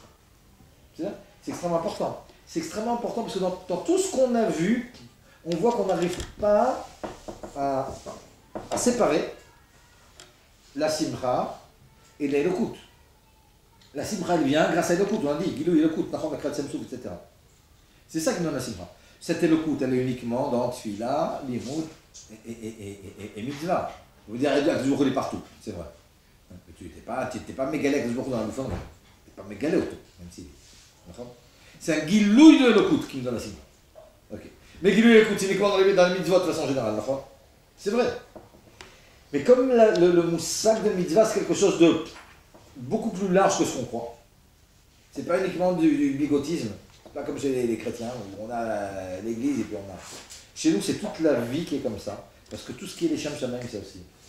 Et ça explique l'histoire que le Rabbi rapporte dans la Yadou qui est après. Le Rabbi Levitzrak de Berditchov, une fois, on l'a trouvé comme ça, en train de danser dans la rue. Et on lui a dit, mais qu'est-ce que tu es en train de faire? Il dit, ben, je sais pas, je viens de faire les Birot Shachar chez la Sanigoy. Là aussi, chez Loa Sanigoy, chez Rabbi Levitzrak de Berditchov, c'est Loa Sanigoy, et donc j'ai sur moi, Baruch Hashem, 613 mitzvot, c'est un rapport avec les mitzvot, tout ça. Okay? C'est pas simple comme ça. Il dit, mais j'aurais pu être, ne pas être juif, etc. Oui, alors, c'était pas juif. Si je ne suis pas juif, je n'ai pas les mitzvot. Tout ça a un rapport avec les mitzvot en réalité. D'ailleurs, c'est un truc dont on a déjà parlé. Il y a quelque chose chez le Rebbe qu'on ne trouve pas du tout chez tout le monde. Vous allez chez n'importe quel baba et il vous dit toutes sortes de trucs. Tu vas dire abra, cadabra, cadabra, abra, truc, machin et tout, et puis tu vas mettre une gousse d'ail sous ton coussin et tout va aller bien. Ça n'existe pas chez le Rebbe, des trucs comme ça. Chez le Rebbe, quand tu as besoin de quelque chose, tu rajoutes une mitzvah. Les brachot qui disent, même quand tu donnes $1, c'est une zgoula. Non, attention, tu donnes $1 pour que tu donnes un zdaka. Tu vas donner un autre pour gagner le dollar du Rebbe. Mais il n'y a pas de inyanim chez le Rebbe qui ne soit pas Torah et mitzvot. Le Rebbe, c'est que Torah et mitzvot. Et mitzvot et Torah. Il n'y a pas de truc. Il n'y a pas d'abracadabra. C'est comme ça que ça fonctionne. Ok. On continue. En bas de la page 9, il y a encore un inyan comme ça dans une mitzvah du Rebbe. Quelque chose qui est important. Et le Rebbe, il explique pour une autre raison aussi, pourquoi on doit toujours être besimcha. Parce qu'il y a marqué dans l'Ivra Amim, Oz vechedva bimkomo. À l'endroit où il y a Kadosh Baruch Hu, il y a de la chedva, il y a de la simcha. Or, tout notre inyan, c'est de faire la Kadosh Baruch Hu dira batartonim, d'accord? Comment tu veux faire dira batartonim à Kadosh Baruch Hu si tu ne mets pas de simcha? Oz vechedva bimkomo, Kadosh Baruch Hu, il est à l'endroit où il y a de la simcha. Tu veux lui faire une dira? Tu peux pas lui faire une dira si... C'est comme si tu invites quelqu'un à la maison, mais il n'y a pas où ce soit. Ça veut rien dire, d'accord? C'est une offre de Gascon. Tu lui apportes un truc pour manger, tu lui apportes pas de fourchette. Tu veux faire une dira à Kadosh Baruch Hu batartoni, oz vechedva bimkomo, à Kadosh Baruch Hu il est à un endroit où il y a de la simcha. Si tu mets pas de la simcha, bah tu l'as pas invité en réalité. Donc c'est encore un point comme ça qui est important. Et quel? Ce qui a marqué page 10, je vous ai dit comme ça en passant, déjà. En bas de la page 10, regardez. En bas de la page 10, il y a quelque chose qui est important. le rabbi, il montre, il met l'accent sur le fait que le rabbin nous a bien dit que la simcha avoda gdolahi. Il faut comprendre que c'est une avoda. C'est une avoda. Hein. Vous connaissez sûrement la sikha, on ne va pas parler de ça maintenant. La sikha sur le bitachon b'Hashem, ok? Dans l'écouté sikhot. C'est le medvar ou ça, d'accord? La première sikha, c'est là. Là-bas aussi, en bitachon b'Hashem. Tout le lien du bitachon b'Hashem là-bas, l'archotov et yetov, c'est une avoda d'avoir du bitachon. Voilà, il n'a pas promis quoi que ce soit. Malgré tout, je donne du crédit. Là aussi, c'est une avoda d'être toujours optimiste, etc. Et puis ça a un impact. Je continue parce qu'il y a encore quelques petits points qui sont extrêmement importants, que je ne voudrais pas rater. Il nous reste comme ça 8 minutes. Regardez page 14. Comme ça. À Pesca 8, j'ai marqué un truc que j'ai appelé Toelet et Simcha. Qu'est-ce que ça me donne finalement d'être de Simcha? Qu'est-ce que j'ai à gagner là-dedans? Okay. Et là, il y a plusieurs sources comme ça, où le Rabbi nous explique que le fait d'être Bessimcha, regardez, un type quand il est Bessimcha, l'exemple il est souvent apporté dans la Chassidut, le type qui est en train de marier son fils ou sa fille. Ben, tout d'un coup, même si le type c'est un type, vous avez des gens qui sont coincés, ben, tout d'un coup tu vois le type, hey, machin, il te donne à boire, machin et tout, ouais. Qu'est-ce qui t'arrive? Il y a quelque chose comme ça qui a été mishtacher. Il y a quelque chose comme ça. Il y a quelque chose. Il y a quelque chose qui s'est débloqué quelque part. Et tout d'un coup, ben, il a une nevia. Vous savez, il est devenu comme une source. Le Rebbe, il nous explique, regardez, il y a une migrette comme ça. Il y a une migradoute, pardon. En haut de la page 15. Le Rebbe, il dit, même pour prendre des bonnes décisions. Il y a une décision à prendre maintenant. Je change de travail, je change pas de travail. Je déménage pas. Je me marie avec elle ou pas? C'est important, enfant. Ben, le Rebbe, il dit, si tu veux prendre une bonne décision, il te faut quelque chose de plus. Et regardez, je lis. On voit de façon claire. Quand le type il est sameach, ça lui donne la possibilité de casser énormément d'obstacles. Simcha pour cette guédère. Quand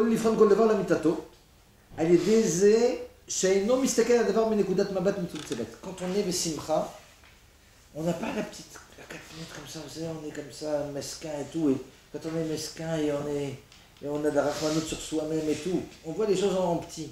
Quand on a de la simcha, waouh, tu vois les choses en grand, tu arrives à analyser, tu vois toute la tmouna, tu peux prendre des bonnes décisions. C'est pas moi qui le dis. Ouais. Le Rabbi te dit, si tu veux prendre des bonnes décisions, ne les prends pas quand tu es en dikan. Quand tu es en dikan, tu es en metsum tsam, tu es recroquevillé, tu feras que des erreurs. Ok. Et encore un point qui est extraordinaire. Regardez.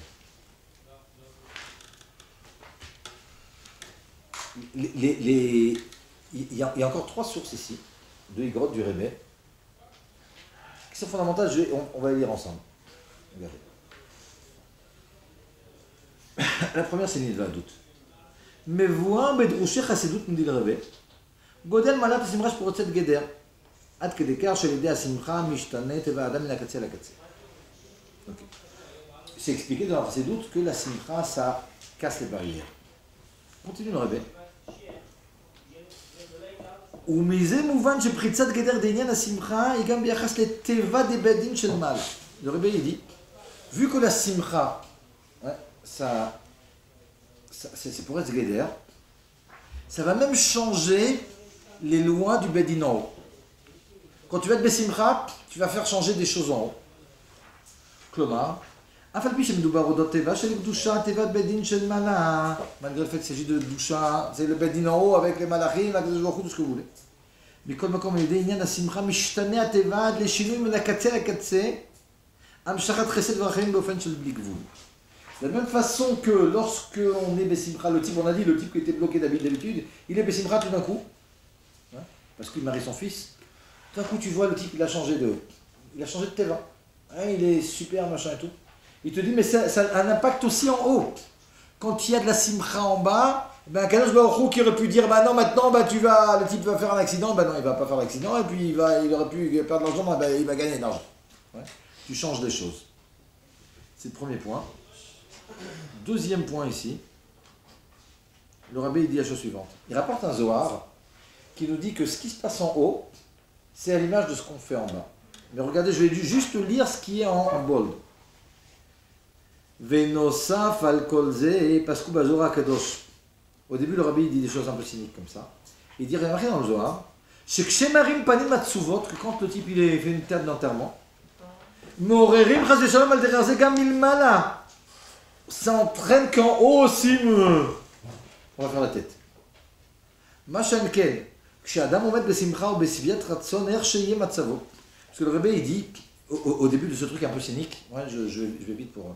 Il y a des gens qui ont l'impression, je connais des gens comme ça, qu'il faut qu'ils fassent des têtes d'enterrement pour pas rasver Shalom qu'on croit, c'est pas par rapport aux gens, uniquement même par rapport à Kadosh Baruch Hu, qu'il est content de ce qu'il a. Style le type, il se dit, même s'il n'en est pas conscient, par rapport à Kadosh Baruch Hu, vous savez quoi? Si je suis content, Kadosh Baruch Hu va peut-être penser que ça me suffit. Alors je vais faire le triste, pour que Kadosh Baruch Hu il comprenne qu'il me manque du truc, il va me donner plus.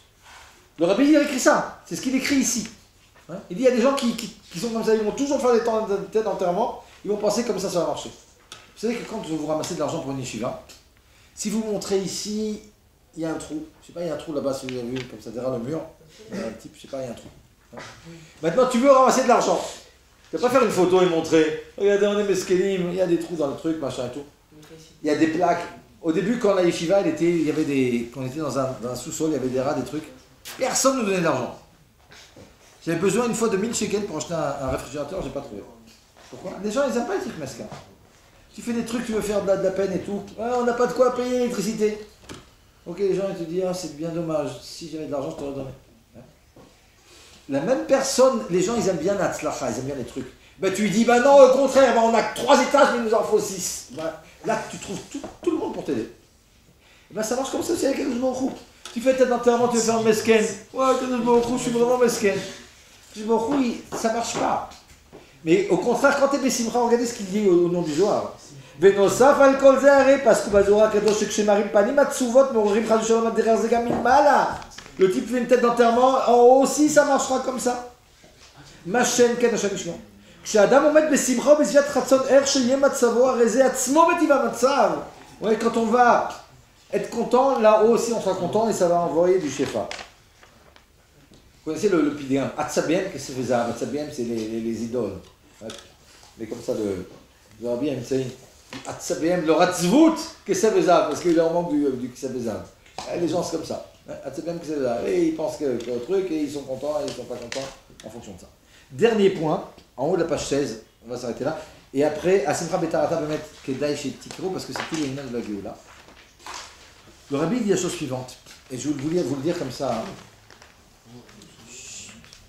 Je vais raconter une anecdote. Il y a une fille à Guilo qui n'était pas mariée. Elle avait, je sais pas, 34-35 ans. Et une fois, je lui ai dit que j'avais lu que le Rabbi disait, c'est une histoire d'il y a 15 ans de ça, que le Rabbi disait qu'il y a des fois où il faut forcer la main à Kadosh Baruch Hu. Et bien, fais une Seudat Mitzvah où tu dis que tu t'es fiancé.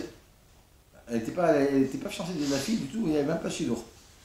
Tu fais une Seudat Odaya. Ça y est, je me marie. T'amènes tes copines et tout. La fille, elle a fait ça. 2 semaines après, elle est sur chidour, elle s'est mariée. C'est le premier mariage que j'avais fait. Ça y est, 18 ans. Et bien, la source, elle est dans cette higuerette. Regardez cette higuerette. Tu forces la main à Kadosh Baruch Hu, tu fais une Seudat Odaya. Regardez ce que le Rabbi dit. Non, mais regardez. Betar Shama Pilgam Godod Gushat Admour Moarash. Le Rabbi dit, d'accord, vous connaissez le Pilgam de l'Echatchila Riber, d'accord? Ouais. Ok. Le Rabbi il écrit, vous connaissez ça? Le Rabbi il écrit à quelqu'un. Le Rabbi il écrit à quelqu'un qui se plaignait de fait qu'il était malade, machin et tout, il y avait un problème. Le Rabbi dit, vous savez, il y a l'Echatchila Riber. Le Rabbi dit, malgré le fait que normalement, il aurait fallu, vous attendiez de bien vous sentir pour être vraiment smechin. comme l'Omar al Pinoussach Hanal, le rabbi dit il y a un Inyan, d'après le Inyan de l'Echatchel Hariber, l'Agdima Simcha la Tavat Abriyut. Le rabbi te dit sois Besimcha. Sois Besimcha du fait que tu vas mieux. Alors que le type, il était mort. Hein? Il dit, le rabbi dit sois Besimcha et alors. Non. Remercie Akadosh Baruch Hu du fait de ton bon rétablissement de ta. Ouais? Alors que le type il est encore avec les tuyaux. L'Agdima Simcha ala Tavat Abriyut av sheleet ata eno begaloui. Malgré le fait qu'on ne voit pas ça. Veze atzmo imer ha'inyan. Tu forces ta main avec le Baruch Hu. Tu sais comme l'histoire du type qui fait bon pérette comme ça pour avoir la pomme. Veu al derech hapitgam shenishma kama pa'amim nesi Chabad upshita tachshov tov yeh tov. ופשיטה שכשמביאים את זה בדיבור של שמחה ובמעשה של שמחה ובייחוד בנוגע לכתר אשר על ידי עיתות הרי ידוע שכר ענה בדוחה. On sait le sachar de... Il y avait comme ça, dans la Sretanit, des clowns. Et je crois que c'est Rabbi Shobad Levi qui a dit qu'ils auront une part au Lamaba. À quel point, la Simcha, ça rapporte du Shefa. Donc.